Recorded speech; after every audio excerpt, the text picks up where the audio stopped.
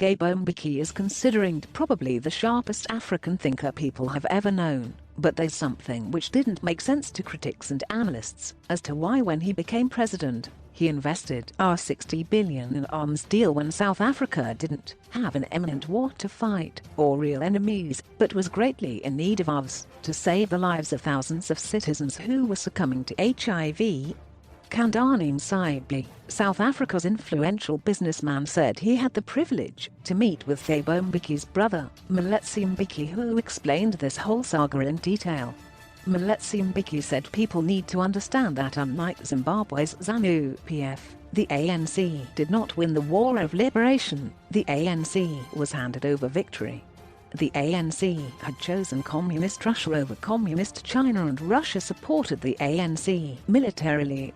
He adds that in the late 80s the Soviet Union collapsed and left the ANC vulnerable, and at the same time the country was progressively becoming ungovernable, and the apartheid regime was failing to maintain law and order.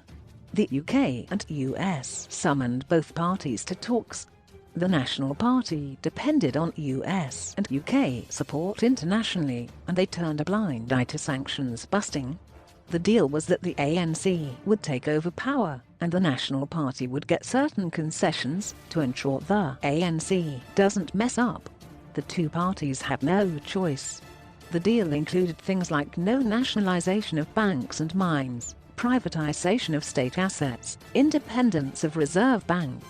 Now you know why you get stupid answers when you ask about nationalization and saga. You know why nationalization is not the policy of the ANC, Moeletsi Mbeki revealed.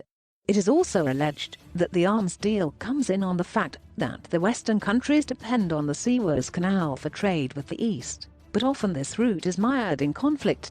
The West then asked the ANC in return for the favor to make sure the Cape Sea route is guarded as a return favor for getting power. It so happens that, when the ANC delegation was about to leave, they were reminded that they committed to guarding the Cape Sea route, but then they realized that they didn't have arms to do it. That's how the arms deal was born. The arms were bought from the West, and not from Russia. Moeletsi Mbeki further revealed that the arms bought were not for ground combat, but sea and aerial combat, meaning the threat wasn't continental. The arms were not great enough to defeat Western or Eastern countries, but big enough to beat pirates at the sea. That's what this arms deal was about, to protect Cape Sea route for the West, he said.